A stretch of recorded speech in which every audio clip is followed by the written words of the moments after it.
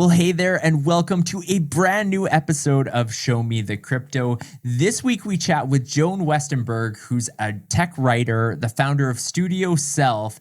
It was a fascinating conversation. Ulf, what was your take? I enjoyed talking to Joan so much because Joan's in the nitty-gritty all day. She spends 2 hours every morning researching the crypto space, has 100,000 data points she looks at. So she really knows her stuff. And we kicked off the conversation. So Joan started her career teaching people how to use Myspace of all things. And that naturally led us into what it will take to bring the masses to a social platform that is decentralized and in the Web3 space. So that conversation was very interesting in itself. We then moved into NFTs and what's going on in that space. You know, it's a bear market. Prices have been fluctuating.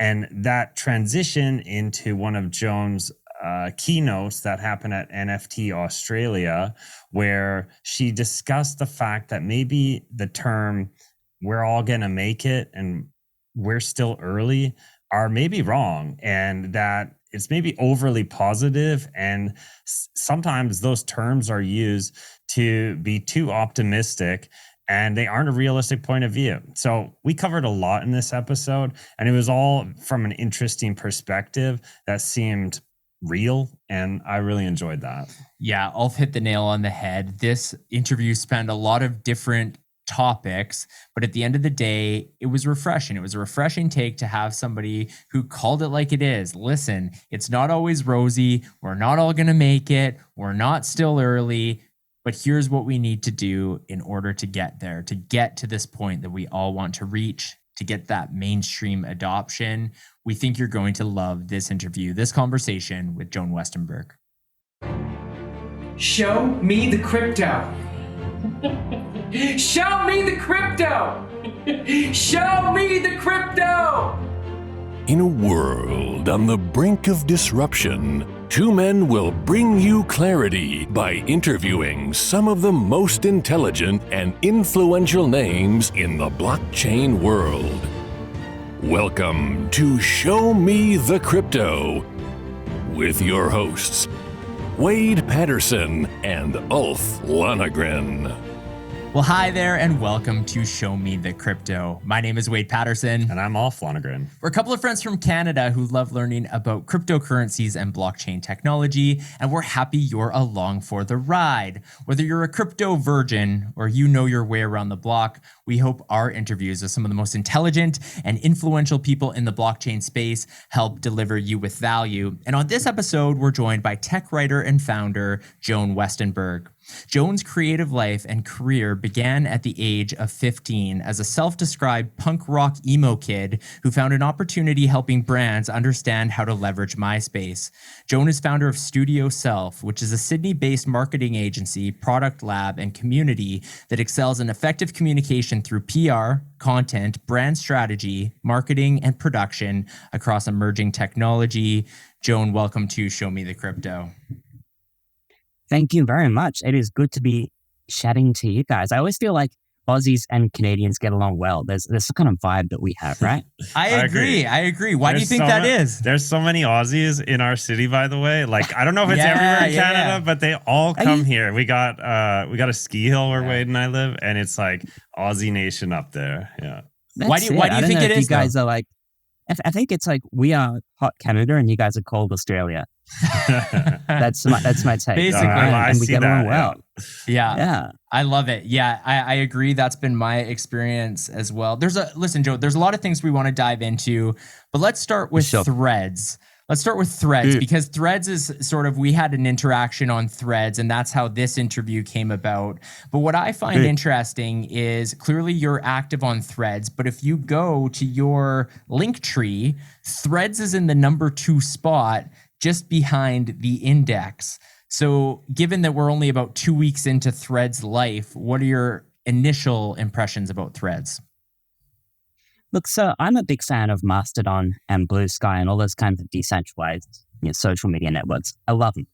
But most people are never going to be on them. They're complicated, they're pretty insular, and that's a benefit for absolute nerds like me. most people want something that's very mainstream. They want a platform they can go onto where they can see text-based posts from Shaquille O'Neal next to stuff about NFT. That's the kind of content that people want to consume. And I think Twitter is in the process of losing its place as the platform you go to for that. And I think there's a bunch of reasons we can point to, but for me, one of the biggest kind of problems that I see with Twitter is, I remember a few weeks ago, the Azuki stuff went down. And the Elementals mint went down, people weren't happy and so on. So I went on Twitter to search for people who were writing about it, people posting their thoughts. And going through it, the top 50 posts about it with the most likes, with the most engagement activity, were fake accounts pretending to be Azuki or Zagabond, promising people an Elemental's airdrop. And that to me is the biggest reason that Threads is going to win, at least in the short term, because they don't have that bot spam problem. They don't have people trying to trick you into clicking on links and losing all your crypto. And Threads is going to be a much more friendly place to exist. I just think that when you're on Twitter, especially when you're in crypto, it's kind of PvP, like you are in danger just by logging onto that site because everyone wants you to click on a link and lose your money. You know what I mean? Whereas Threads is friendly. Calling it PvP, totally. Yeah. Yeah. Well, and you think about it, you're somebody who's just entered the crypto space, right? You're trying to get used to it. You're trying to learn your way around. This stuff isn't easy. If you go on Twitter and you see a Zagabond airdrop with 50,000 likes, of course you're going to go click on that. You go on Threads and you don't see that. You're much safer. Yeah. Well, and while we're on this subject, we were going to ask this later because we wanted to talk a little bit about social platforms in the Web3 space. But I think it's a natural transition to ask this question, which is, what will it take for a decentralized Web3 social platform to take off? Will that ever happen? Or is it the chicken before the egg when you're trying to build a platform that revolves around having a network of individuals and, if nobody's there, nobody's going to use it. And so, like you said, everybody's on Twitter because that's where the big names are. That's where all the juicy content is, so what's it going to take for a decentralized Web3 social platform to take off? I think we have to define what we mean by takeoff. I don't think that there is any chance that a decentralized platform, any individual decentralized platform, becomes as large as some of the social networks that we used to have. And that's purely because there are more options, people are going more niche, and there are more interest areas. So I think the days of, hey, Snapchat has launched and suddenly it has every single person under the age of 20 on it, I think those days are pretty much gone. But I do think that there is a lot of room for individual platforms to do a really good job of catering to a specific niche audience and giving them the best possible social experience that they can find. I don't know if you guys have been on Warpcast, but that has been an excellent place for crypto builders and makers and devs to have decent conversations that have been really respectful, engaging, interesting, challenging, and very much free of spam and bullshit. So they're doing a really good job there. And their goal has been to build that network for those people. So that to me is what success looks like. And they're pretty much achieving it. Where this kind of goes astray is if you sort of take a step back and look at the macro and ask, well, is Threads a decentralized social network, or will it become one at the point where it integrates with the Fediverse, at the point where you can connect your Threads profile up to Mastodon? Because that's on their roadmap. That's something they want to do. My kind of vision for the future of social media is there's no one platform ruling everything. We're on a bunch of different platforms and we get to pick and choose the ones that we like. And we're not all going to have one place where we follow everyone. And that's not a terrible thing. One of the arguments I've heard about before in terms of favor or being in favor of kind of a Web3 social media future is the idea that you can take your audience with you. And that was what was interesting to me about Threads, is that it was kind of the first Web 2 social example where you could port over an audience. Basically, a lot of people with the click of a button could have many people who are following them on Instagram come over with them to Threads, but you're still kind of under that meta umbrella. Do you see that as an important feature or as something that could be in favor of Web3 in the future? This idea that you not one single entity owns your audience, that you're kind of have the ability to take them with you? So we're talking here about the idea of a movable social graph. And that is kind of the holy grail for online creators, because without the possibility to move your social graph between platforms, you will always run the risk of becoming obsolete as platforms rise and fall. So, I always point back to the days of Myspace, and I'm 34, so I'm old enough that I was pretty heavily on Myspace. But there were a lot of influencers who were those, Myspace digital celebrities, and that's what they were called back then. And there were people like Tila Tequila and Jeffree Star and so on. And when Facebook replaced MySpace, a lot of those folks took too long to make the jump, took too long to make the leap, and they couldn't build a new career. The exception to that was Jeffree Star, who managed to look at what was happening and jump onto the next platform and still has a career today. Whether or not Jeffree Star should have a career is another thing entirely. Kind of a piece of shit. But the point being that we've always been struggling with this since the first days of social media. If you are popular on one platform, that doesn't mean you'll be popular on another. So if you can't take your social graph with you, then you actually have nothing. Your audience is not an asset. The only way to really move a social graph to this point has been through building an email newsletter. Email is still the most powerful and important form of marketing that you are going to get, because you can move that, you can own that, you can control that. If we can reach a point where your social graph is actually movable and you can take that from Twitter and plug it into Blue Sky, take it from Blue Sky, plug it into Warpcast, take it from Warpcast, plug it into Threads, plug it into Mastodon, all these different places, plug it into Tumblr, that's going to be a very important evolution for creators everywhere. And it's not impossible. We have the tools to do that. ActivityPub is designed to have that movable social graph. So I feel very positive about the potential for that to exist. Where things kind of get a bit gray between Web 2 and Web 3 is to what extent you really own that social graph if it sits on somebody else's servers. So if you can download it, that's great. If you can make it somehow immutable, that's even better. If you could actually inscribe your social graph into some kind of blockchain tech and move that with you, that would be the best possible way to do this. So I do envision some kind of future where you have a blockchain-enabled digital passport that is your profile that you can plug into anything and it brings your social graph with you. That would be the brave new world for social media. Yeah, well, I think at least the way we've talked about it, the idea would be, you got your wallet, and if you got your wallet, that address is your profile then, and all your followers and your audience is attached to that. And hopefully one day there are those platforms you can just plug your wallet into and you still bring your audience with you, if your audience is tuning in on that channel, so to speak.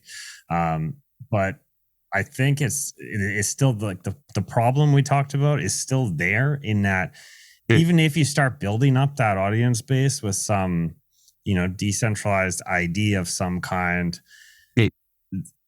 are the big players like the Twitters and the Facebooks, are they not still gonna sort of say no to that and sort of fight this battle as creators want to own their audience, but the major social platforms in the Web 2 space continue to say, no, we're not going to allow that?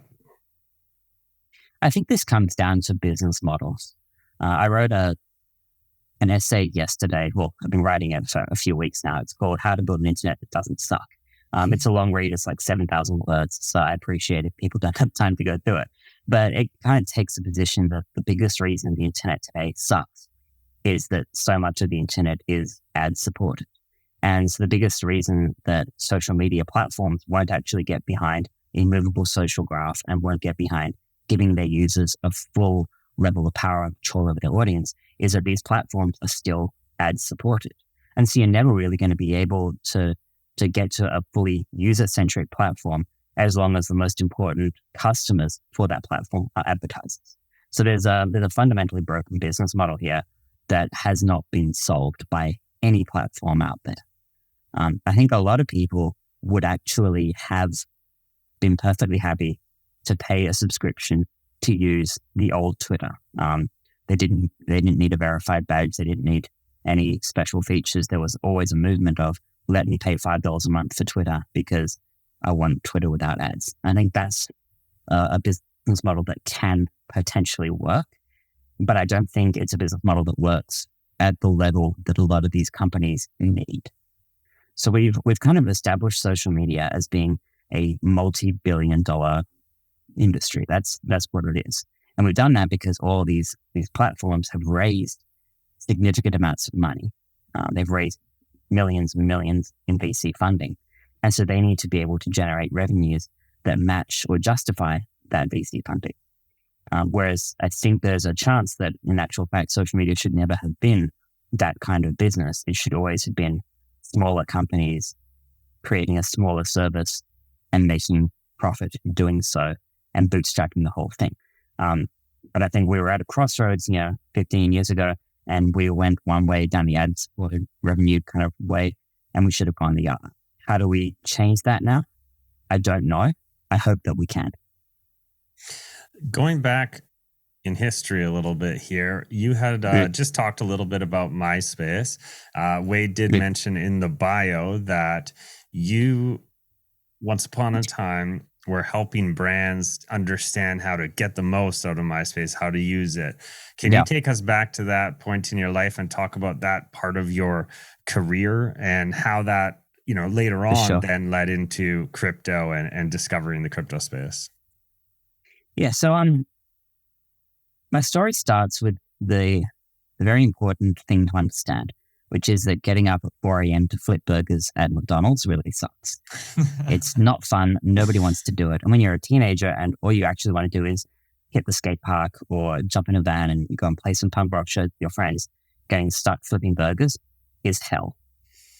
And I didn't want to keep on doing that. I wanted to get out there and make things. I wanted to promote my band. I wanted to help promote my friends' bands. And I had this pretty solid understanding of the internet already. I was online very, very young.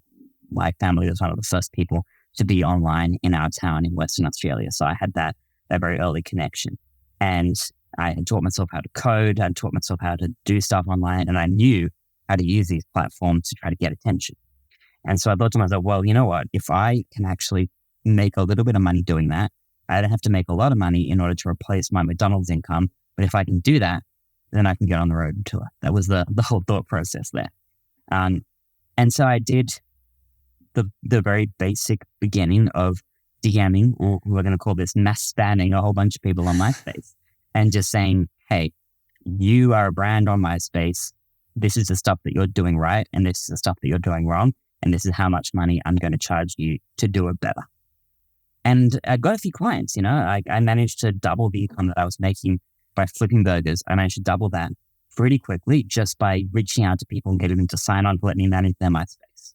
And it helped that I had the skills that I could go back and I could completely write them a new MySpace profile because, back then MySpace, you could actually create CSS and HTML layouts and make a MySpace look pretty slick. And so I had the coding skills to do that, and it really helped. But it meant that I could quit McDonald's and I could get on the road and I could tour around the place. And anytime I could go anywhere that had Wi-Fi, I was able to make some money. And that was pretty exciting. And I think at a young age, it introduced me to the idea of you don't have to follow somebody else's path. You can sort of get out there and forge your own way into the industries that you want to be in. You can make money online. You can be a digital creator.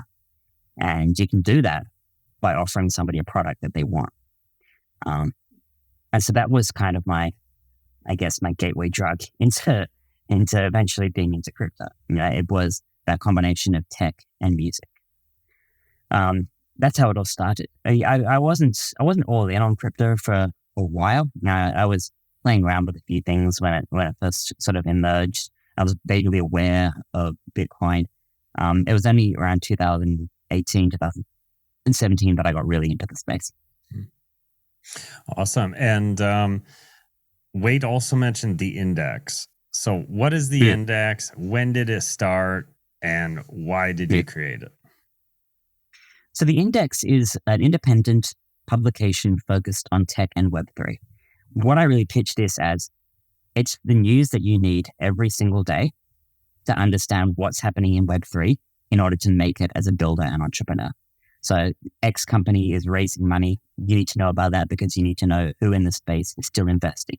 There's been a new thing breaking with the SEC. There's a new protocol launching. All this stuff gets covered in a pretty straightforward and I think relatively well-written bit of journalistic news every single day that you can tap into and read. It's completely free. You can pay to get extra data-based reporting, market reports, data analysis, data journalism, and so on. But the basic version of the index is a daily email that gives you all the things that makers need to know. I started this back in November, and the reason was this was just after the FTX scandal had broken, and there was all this stuff going around about how they had been giving backdoor payments to journalists to not cover some of the stuff that was going on. And I thought that was pretty crap. I don't like the idea of a paid-for private news media covering up criminals in Web3. That really rubs me the wrong way. So I wanted to build something that was completely independent, very transparent, not funded by thieves and billionaires, and ready to actually make a difference in Web3. So there's no advertising, there's no conflict of interest, there's a full ethics statement. I don't write about stuff that I've invested in without fully disclosing how much I've invested and where. I don't shield tokens. It's all very much above board. This has been used. This is what you need to know. That's the pitch for the index. I'm very passionate about it. Can you walk us through your research process? Because while I understand that you hate waking up at 4 a.m. to flip burgers, you do still wake up at 5 a.m. to do research for the index, if I'm correct on that. So can you walk us through what goes into gaining all that knowledge in order to write that informative content? A lot of doom scrolling is what it kind of comes down to.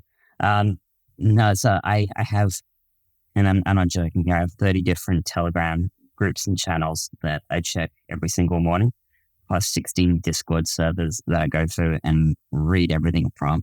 Plus I have AI and RSS feeds in my Feedly, and I have a long list of websites that I dive into every day. I get all my data from TradingView, where I just review every crypto coin, what they're doing, what's happening, where, and I use Masari Pro for a bunch of insights and reporting. So going through all of that, that's 2 hours every day. And it's sifting through what is actually being covered out there, what is important, where are those threads that I need to pull on, and who's doing what. So I tend to go through that just on my tablet, and I sit there with a paper notepad and a pen, and I write down the things that are interesting, trends that are important, and the pieces that I think I need to highlight. So yeah, that takes about 2 hours, and then actually writing it, that takes about another hour to 2 hours. It's time consuming, but the thing about all this information is if you don't take the time to properly parse it, that's where you wind up spreading misinformation. And misinformation is one of the biggest problems in Web3. Honestly, the fact that you can do that all in 2 hours I think that's very impressive. That's a lot to digest and then repurpose into your own content in a matter of 2 hours. I will so say, good on you. I pretty much burn out on Web3 every day around 3 p.m. Yeah. I get to 3 o'clock and I go, you know what? I hate this ecosystem. It's all going to zero. Nothing matters. And I'm out. And then I wake up the next day and I'm like, oh, fuck yeah, Web3. Yeah, let's do this again. Every single day. I'm not, yeah. So what I'm curious about is what is the thing that people should be paying attention to right now? Because it seems like we go through these different phases of moments in crypto, right? If we go back to 2017, there was the ICOs. That was the big story. 2020 DeFi summer, 2021 NFTs explode. What are the seeds being sown right now that could impact the next bull run, or that more people will be paying attention to then? I think the convergence of AI and NFTs is something that we are not paying enough attention to. I don't know how it's going to manifest in the next bull run, but it is impossible to me that it won't. The idea of some of the tech I've been playing with is stuff that an NFT project coming out that will let you use AI to talk to your NFT. Or there's stuff coming out where people are building an NFT that it's a PFP of a financial advisor, and it taps into financial data, and you can buy that NFT, and it's like buying a financial advisor who you can talk to about your crypto investment.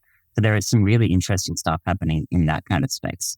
And I think that's probably going to replace a lot of the kind of bullshit utility that we saw in the last run. So, in the last run, everyone was promising, hey, we're going to build a game. I think in the next bull run, that's going to be pretty much nowhere to be seen, and it's going to be replaced with artificial intelligence and LLMs. However, different companies choose to integrate that, I don't know, but it will be the most powerful utility out there. I think we're probably going to see a resurgence of art for art's sake.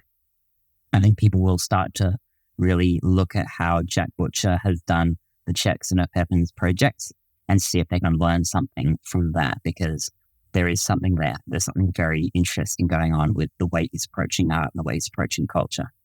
And then the last thing that I'm sort of fascinated by and looking at is the idea of smaller Web3 brands. So in the last bull run, obviously the goal was sell a bunch of NFTs, raise VC funding, and try to become a $1 billion unicorn. And that was the Euclid's model, and people were very excited about doing that. But I think the next sort of wave of companies are going to be much smaller and much more purposeful. It will be teams of 3 people who will not need a lot of runway to build the things that they build, because they will be doing either art for art's sake, or they will be doing LLM and ChatGPT kind of products that require smaller teams anyway. That's kind of my view from where I'm sitting right now, and from the conversations I've been having with builders. And look, I'll be the first to say anecdotes don't equal data. Just because I've heard a lot of stories like this doesn't mean that this is 100% going to happen. But if you're asking my point of view from where I'm sitting at this moment in the cycle, those are the 3 areas that I think we're going to see a lot of change. So in regards to, you just mentioned when we were talking about your schedule, waking up early, and that you get sick of the Web3 space by 3 p.m. Is that why at NFT Fest Australia, for those who aren't aware, you had a keynote called No, We're Not Early, and some might have took that as a bit of a slight on those in the crypto space, as if it's a negative point of view. Maybe it ties back, maybe it doesn't, but can you tell us a little bit about your talk on Sure. No, We're Not Early? Why is that your take, and what was that all about? Yeah, I mean, I don't believe in excuses. I do not like excuses, because I think for the most part, people should focus on controlling the things that are in their power to control and not worrying about anything else. And for a lot of companies, the stuff that was in their control was delivering on a roadmap and creating utility and building a product. And they didn't do that. Well, that's what we saw in the last bull run, a lot of empty promises. And the excuse that kept on coming up was, we're still early. Just you wait till the next bull run. We're still early. And I just had a real problem with that kind of take on things, because we're not that early, literally. The Bitcoin white paper came out in 2009. So when I gave that keynote, that's like 13 years in which we had a lot of time to build. And the idea of saying, no, we're still early at that point, that was a little bit sort of not good enough. A lot can happen in 13 years. Think about what happened with the internet in 13 years, like from 1990, which was pre-Netscape, so pre the first commercial browsers, all the way through to 2003, when we had the first social media sites blowing up. A lot happened in that time period. We went from having no browsers to having Google and Myspace and Yahoo and all these different tech companies. We had Amazon, these tech companies that were changing the world. That happened in 13 years. And then you go back through kind of human history and you look at what we've been able to achieve in other areas in 13 years. Like we went from pretty basic rocket science in the last years of World War II. We went from that to actually having people in outer space and having people on the moon in a period of about a decade. You can do a lot in 10 years. We went from the birth of flight in around 1900 through to having the first warplanes, the first battles in the sky in about 13 to 14 years between 1900 and 1914. Like, we can achieve a lot in a short period of time.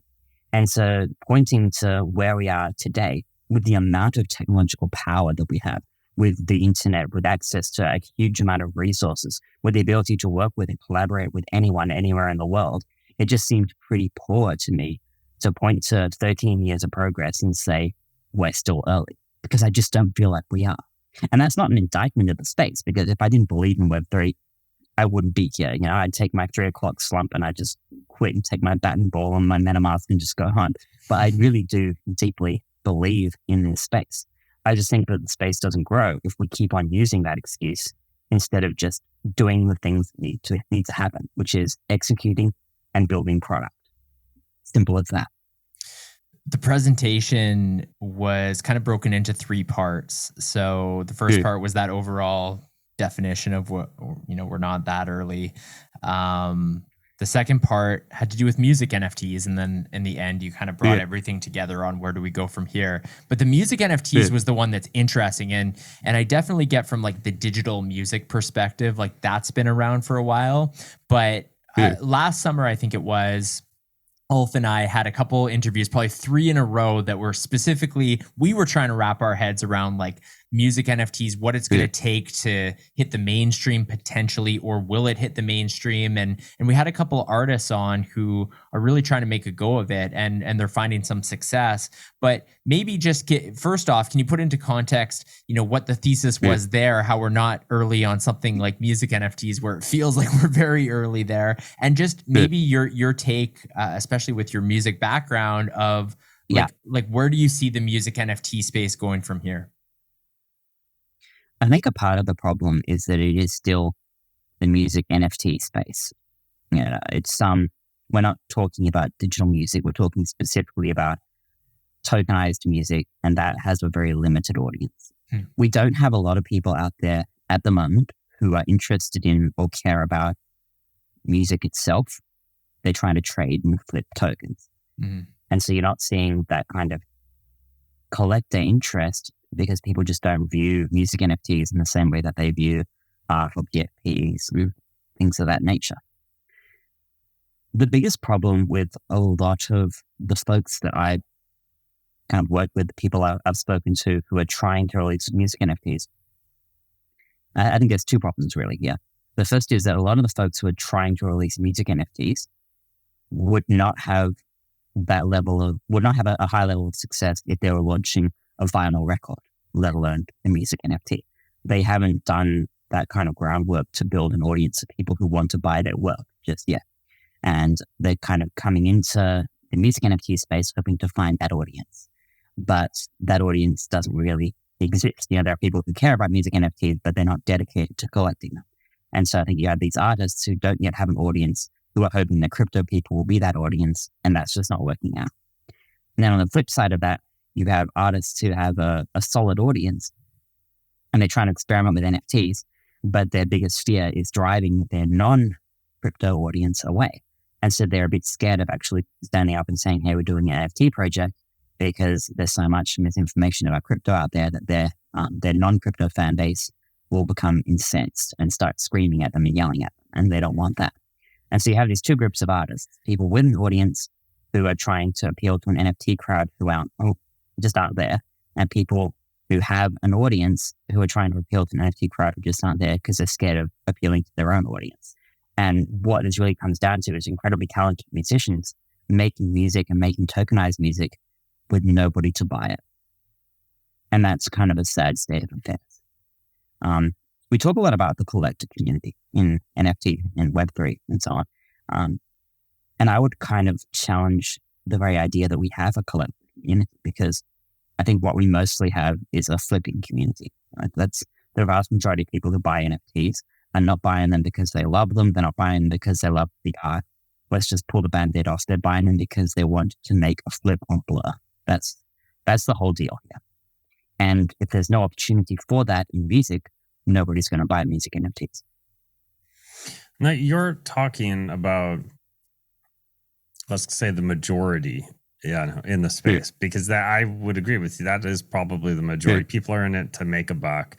But let's also recognize that there is a smaller, maybe, maybe more it's the minority, but there are people who are in it for collecting. And at the very least, in Wade and I's talks with a couple of these music NFT artists, they were the one, at least the couple we had on our show, were quite positive about their transition into music NFTs.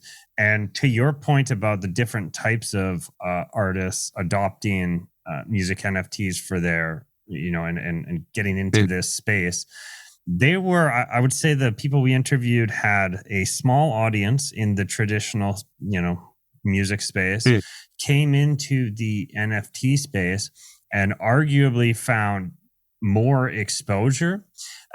Perhaps probably a chunk of that exposure and audience was there just to buy and sell and try and make a buck.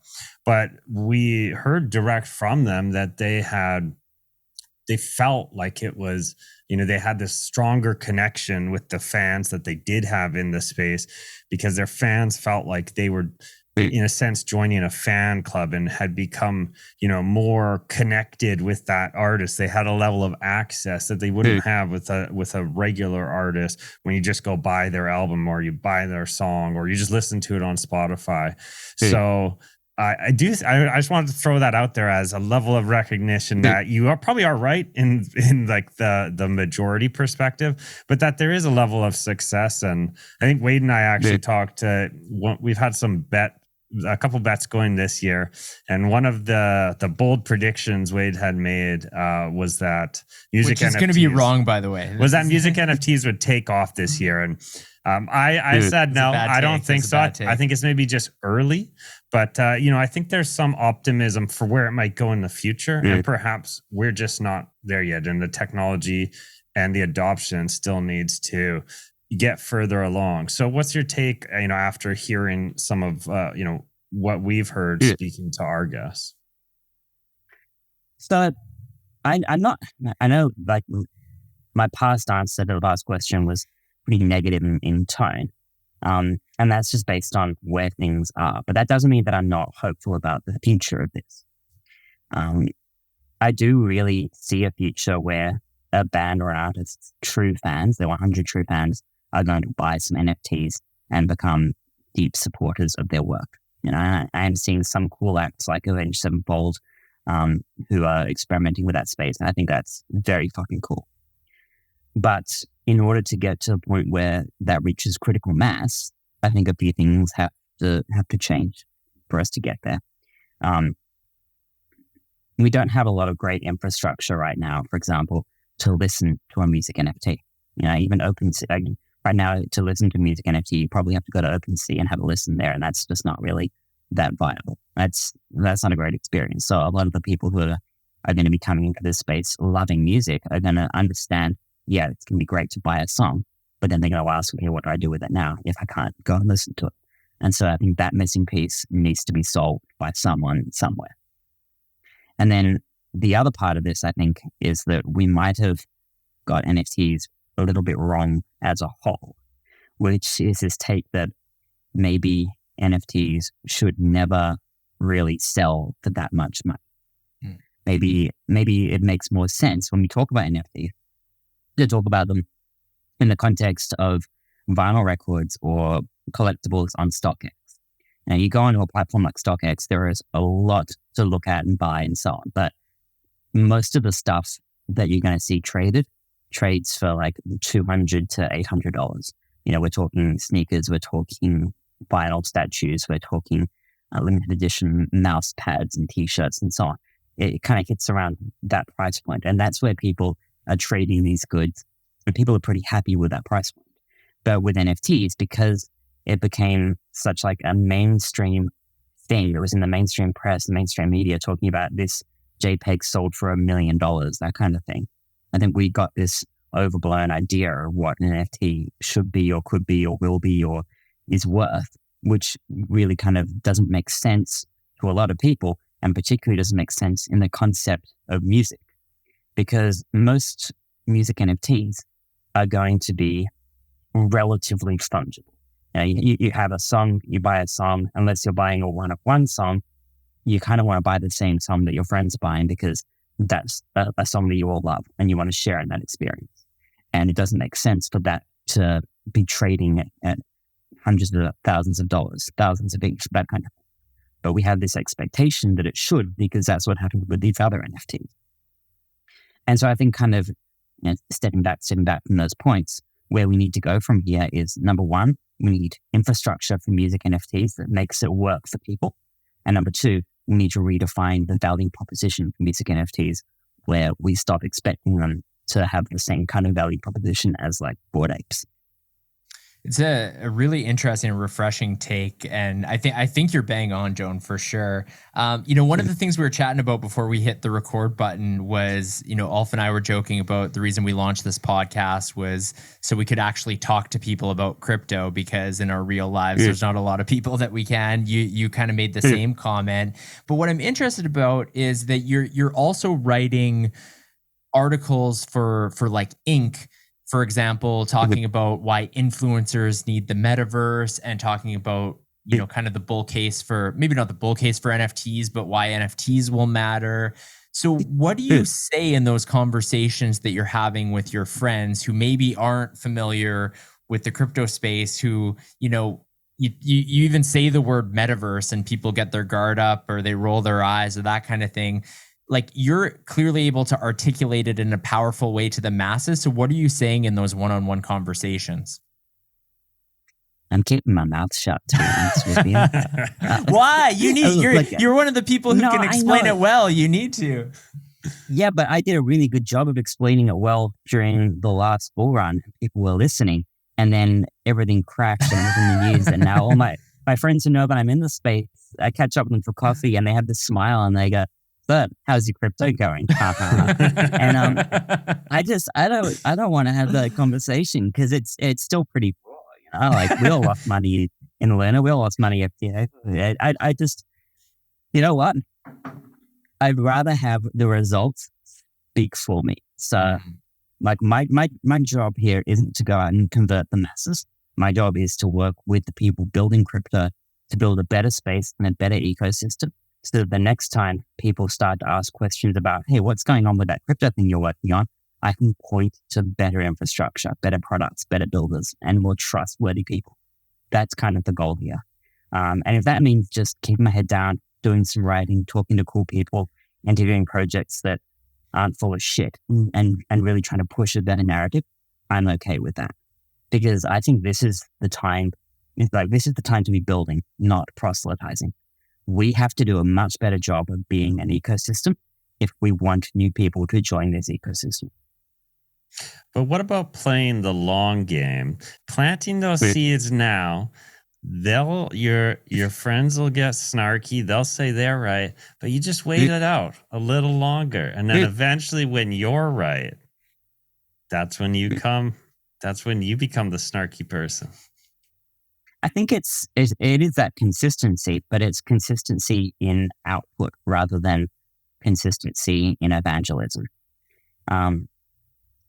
Which is just to say that right now we spend too much time evangelizing crypto and hyping it up, and not enough time building the stuff that is going to make it work, and that has to flip. And on that, because this goes back to your talk about, we're not early, and sort of the point you're making there. But I was thinking about that. I watched that keynote, which I really did like a lot of what you had to say. And I think the overall message is kind of funny because at face value, it sounds negative, but I actually think it's kind of like a positive message to say, like, look, we're here. We got to put in the work. We got to build. We can't make excuses and just assume everything's going to build itself. But on that note, do you think that message is sort of undermining those who are actually building? Because there are lots of people building in the space right now, and rather it's the greater audience who's not the builders who kind of say those things. Like, I guess builders too, but they're only saying it really to hype up their existing audience kind of thing. So what's your take from that angle? Someone who might feel offended when they're like, I'm here, Bill, I've been building for years kind of thing. I mean, I think my response there would be, if I'm not talking about you, I'm not talking about you. You know, like if you are building and delivering product and you know that you are actually doing that, that message is not for you. Feel confident that it's not for you. But you got to remember that when I delivered that keynote, that was not that long off the last NFT NYC. I don't know if you guys went to NFT NYC. No. But that was a lot of people, thousands of speakers getting up and repeating that "we're so early" line. And they weren't builders. Like these speakers were a lot of influencers who weren't building anything, weren't making anything, were just there to shill products or shill tokens and so on. And they were not building anything, and they were using that "we're so early" line to hype everything up. I come across sometimes as being negative about this space purely because I am such a believer in this space. And because I'm a believer, I see where it can go and what we can do with it and the difference that it can make in people's lives. And that pushes me to call out the things that are crap, the things that are not working, the things that are making this ecosystem so unstable and dangerous for people to be. And I think that's a really important thing to do, because if you love crypto, if you love Web3, if you love NFTs, you should love them realistically. And you should make it your mission to fight for the people who are building and to shut down the people who are here to take advantage. And so there are a lot of people who are doing cool things in this space. People who are building cool media brands, like you guys are building something that is about having real conversations with real people and spreading the word about a good ecosystem. That is what we need. And there's people like my mates who are building Fundamental here in Australia, who are trying to build a new alternative to the way that we build hierarchical systems. Right? There are people who are very passionate about using decentralization for good, creating something valuable, creating something for profit that makes the world a better place. And those people, I am 100% behind. I support them all the way. But they will be drowned out by the people who are relying on hype and the people who are using that "we're so early" line. They're going to drown out the real builders. And so until we stand up for the people delivering product and call out the people using excuses, I don't think we're going to have a better ecosystem. The people who are delivering products and delivering on their roadmap, they never talk about being early because they're talking about what they're doing now. I love that. And I agree that it's important because, this is an industry from time to time that is a bit of a circle jerk, that's a bit of a, everyone's hyping up everything. And to take that kind of realistic view from time to time, it is, I mentioned this before, refreshing, just because, I think it's important for us to have a dose of reality from now and then, because that's the scary moments, right? Is when everyone's like, "This is perfect, we're all gonna make it, we're all gonna make it." Oh yeah, that's one of the scariest times to be in my. That's when you sell everything. Yeah. And there's scammers and people taking advantage everywhere in the space. So it's so true. Like the people who are doing the good work, like they need to be recognized and shown the respect, but at the same time, everybody else needs to get called out. Like it makes me think of the CoffeeZilla Logan Paul thing. Did you? Oh did my you God! see Yeah.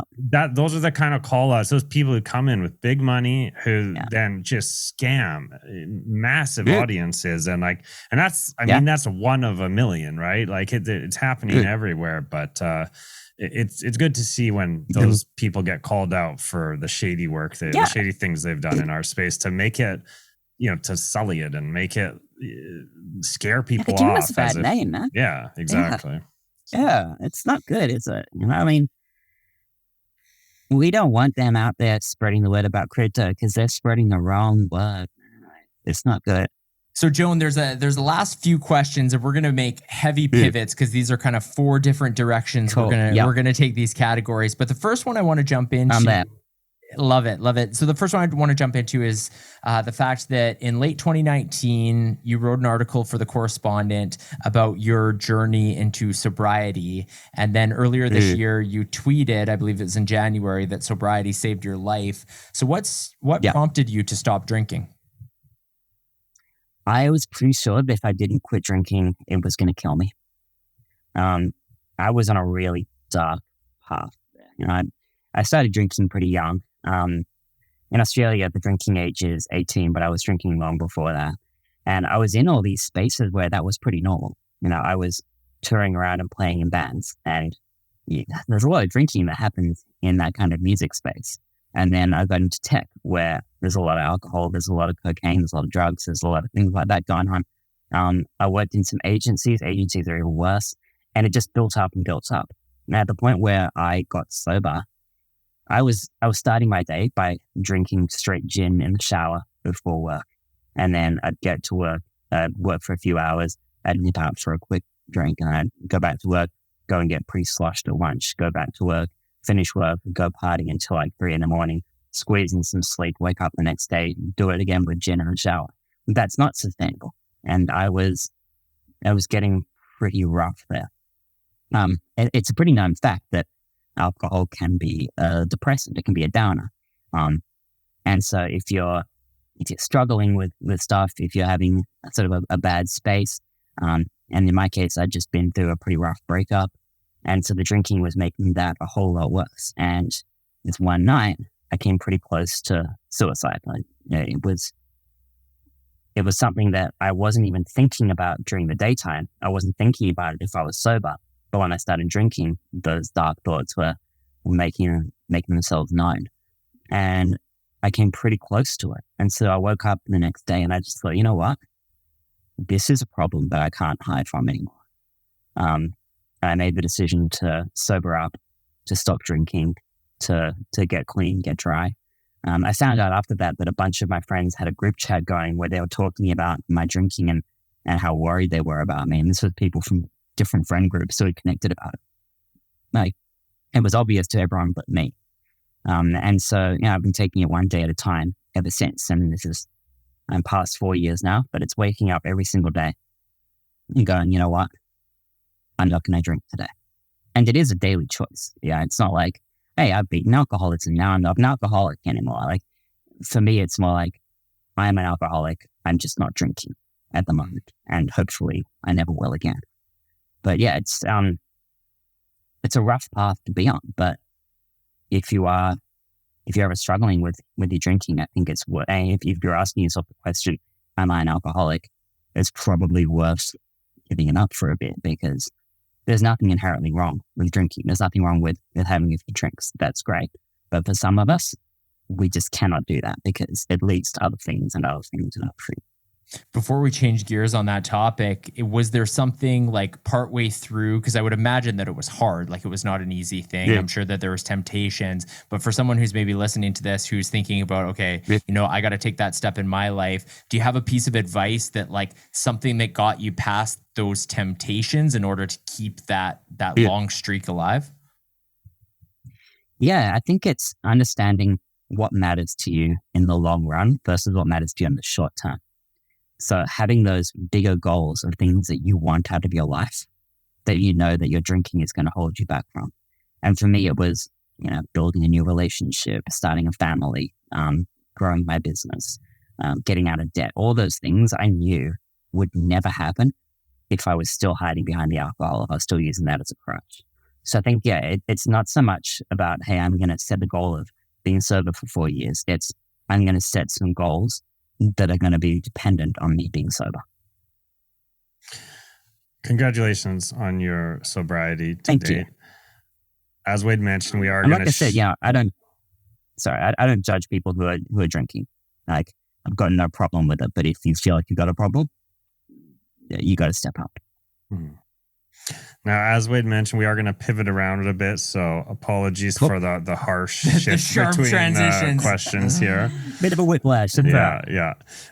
So we had Betty, who's the founder of Dead Fellas, on the pod, and something we talked about with her is inclusivity in the Web3 space and getting her take on that. And as a transgender woman, we thought, hey, who better to ask to get your take as someone who's maybe more of a minority in the space. Something that I've said a few times out there is Web3 has actually been, and this might be a contrarian take, but Web3 has actually been way more accepting of me than Web2. But in a very interesting way. In Web2, a lot of people kind of went out of their way to try to be almost performatively accepting. Hey, come join this panel, come talk about diversity, come do this and that and so on, which is great, but it just kept on coming down to people in Web2 wanted to talk to me about being trans. But the thing that I found in Web3 is that people want to talk to me about Web3.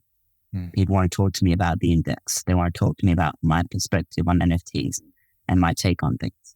And that's been really refreshing and really quite nice. There's been this emphasis on the things that I'm good at and the things that I know about. And as a trans person, like that's kind of what I want, is people to focus on what I do and what I know more than who I am. I think there are definitely some people in Web3 who come at this from a more conservative angle.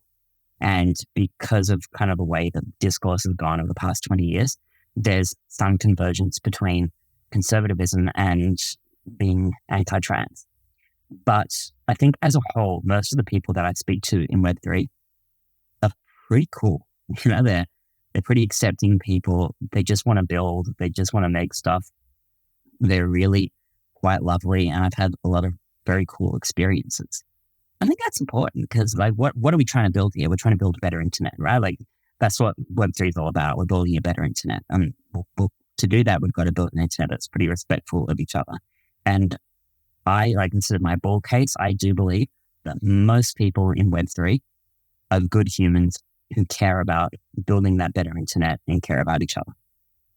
Love that. That's good to hear. And one final thing that I want to touch on before we get into the last section of questions, which is the same questions we ask every single guest on the show, is kind of the time period we're at right now. So we're in the depths of a crypto winter, and you're still putting out the work. You're putting out the index. You're keeping an eye on the space. You entered the space, or at least gave it a bit more attention, it sounded like, in 2017, 2018. So you've been through this bear market situation before. What's your advice? This is a common question we've asked a lot of guests, but I think it's an important one for somebody who's maybe experiencing their first bear market and are feeling disgruntled or frustrated and seeing, prices do their thing or whatever. But like, what's your message to why somebody should definitely stick around, pay attention right now? First of all, crypto goes in cycles. Just because it's down now doesn't mean it will always be down.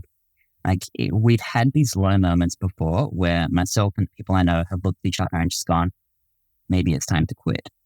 We've had that in previous cycles. And I think it's totally natural to feel like that when things are down in the way that they are. And the advice I give people is the same advice I'm trying to follow myself, which is don't sweat the bear market. Just focus on the things that you love about this space and do that. So if you love NFTs, focus on the artists who are making cool art and the people who are doing cool things rather than stressing about the Azuki floor. Focus on the stuff that you are excited about and that you care about. Define your experience in Web3 by the things that you love, not by the things that you hate. Because it's always much easier to find stuff to get mad about than it is to find stuff to get psyched about. But you're going to have a much better time if you are focused on what is getting you excited and what is getting you up in the morning. And that doesn't mean you got to ignore the problems. I'm definitely not a fan of putting your head in the sand, but you've got a marathon to run here. Like, getting through the bear market is not a sprint, it's a marathon. And so you've got to be able to conserve your energy, your emotional energy and your physical energy in order to get through the next 6 months, 12 months, 18 months. Don't burn yourself out trying to do everything all at once. Just find the stuff that you love and do that well, and you'll get through it.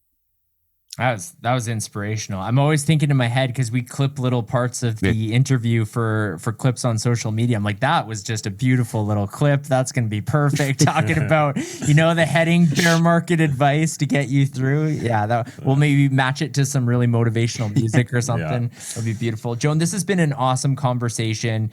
As mentioned, you've done a great job just articulating everything, but you're not off the hook yet. we have a segment where we ask every guest, it's 3 questions. We call it You Had Me at Crypto. Ulf is going to ask you those 3 questions. Joan, are All you right, ready? let's do it. Yeah? I'm ready. All right. The first question, who's your favorite person to follow in the crypto space? Favorite person to follow? Got to be Jack Butcher. I just really love the content he puts out, the way he thinks about the space. It's awesome. Awesome. Question 2, what will the price of Bitcoin be 10 years from now? Not financial advice. It will be lower than I want it to be and higher than it should be. Which would be about in US dollars. Oh, I answer everything in Aussie dollary dues. Look, I would be very shocked if Bitcoin was above 100K in 10 years' time. Interesting. Just because I don't believe that anything has the potential for infinite growth. And I think everything, whether it's Apple stocks or Bitcoin, will always find a place where it tops. And I reckon it'll be around 100K. However, I want to give a message here to future me in 10 years' time. I'm so sorry if I'm wrong, and I've just make you look like an idiot. I love this question because it ties to the US dollar is how we ask it. And it's like, who knows what'll happen with that in 10 years? Yeah. But all right, third question. What is the most underrated project in the crypto space?